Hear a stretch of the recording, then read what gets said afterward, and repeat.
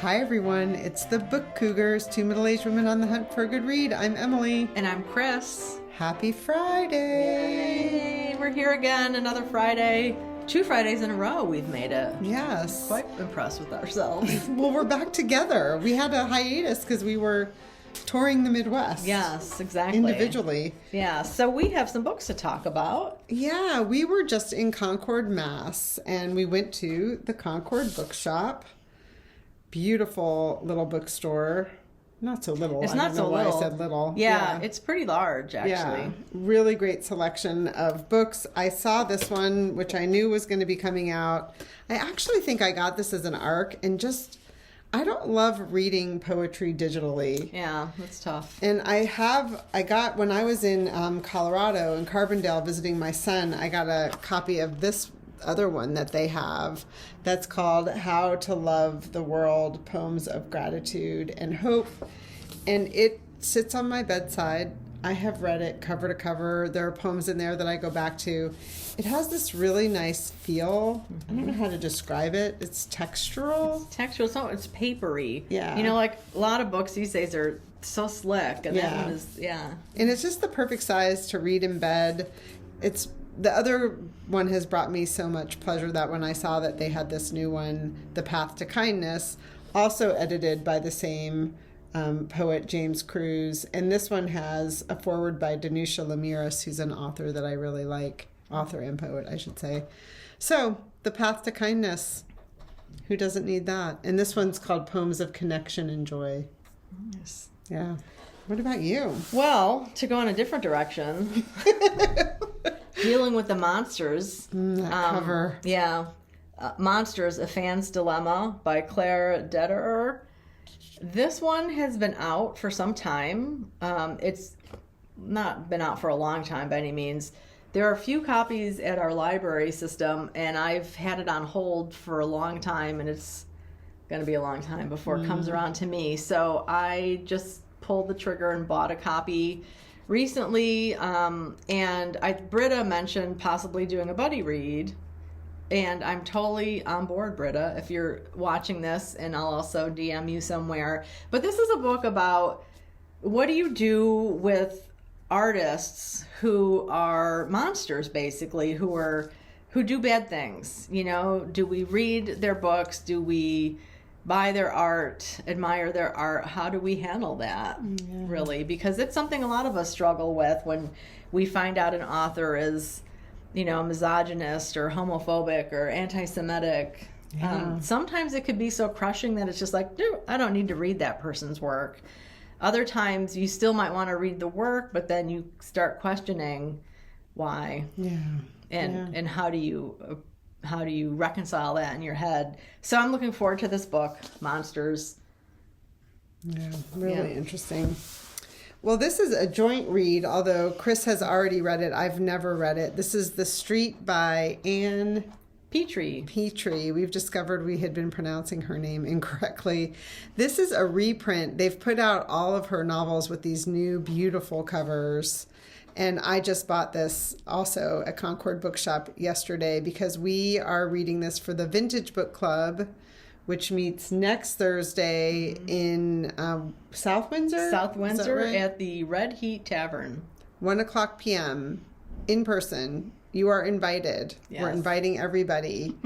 And this is co-hosted by Cindy at Book Club on the Go.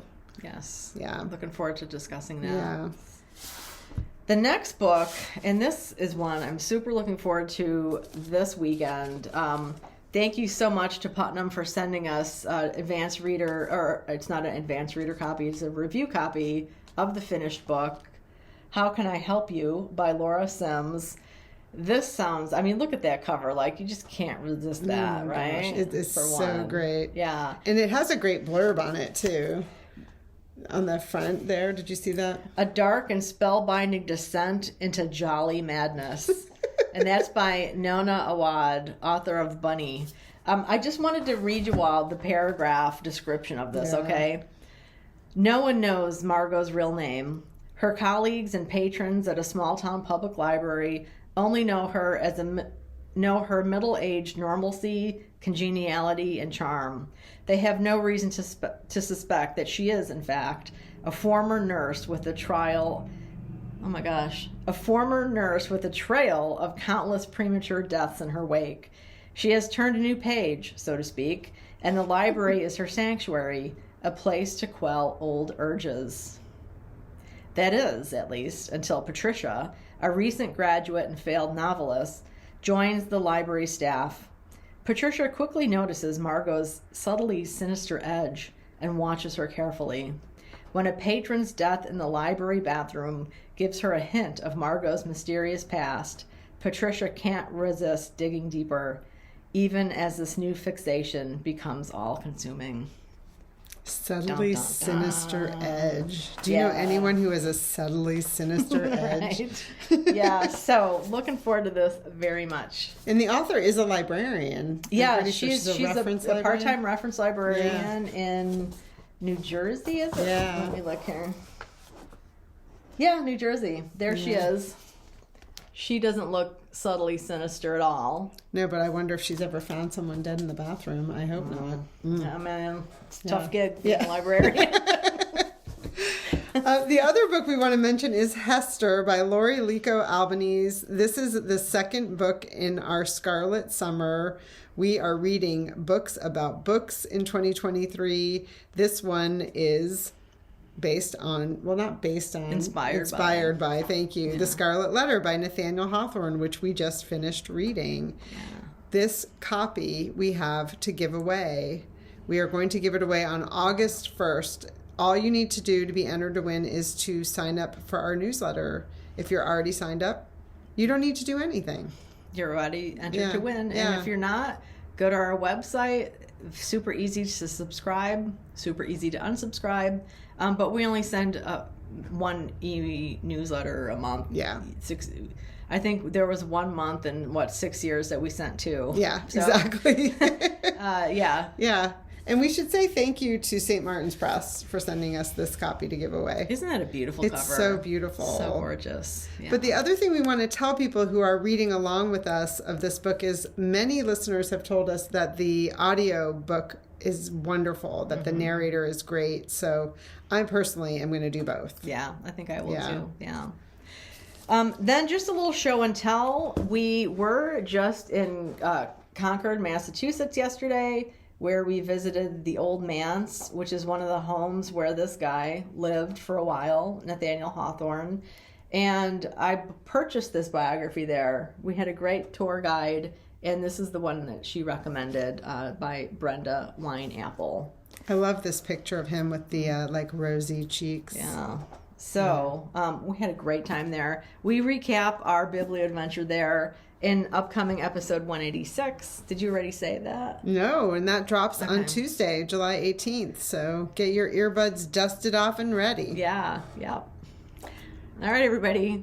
Let us know what you're reading. We almost always forget to say that, but it's what we want the most is to know what you're reading. And also, if you have recommendations for witchy books. Yeah. Because some of the issues with the Scarlet Letter is the guilt that Hawthorne felt about his ancestors who were involved in the witch trials in Salem in the 1600s.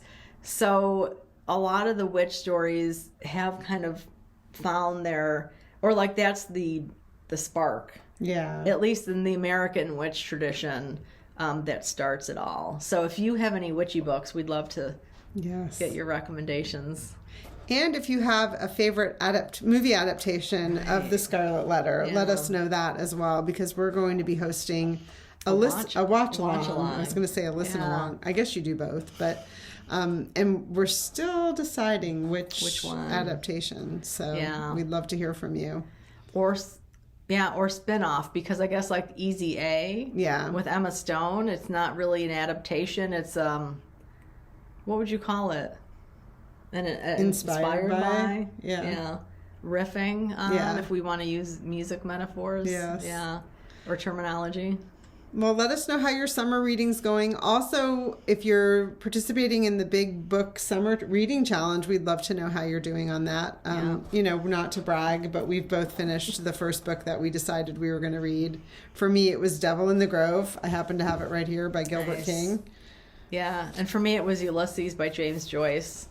She's still recovering. I am. You know, I'm having a hard time reading still. Yeah. I am. I mean, I know I was on vacation for a week. We had a house guest for almost a week.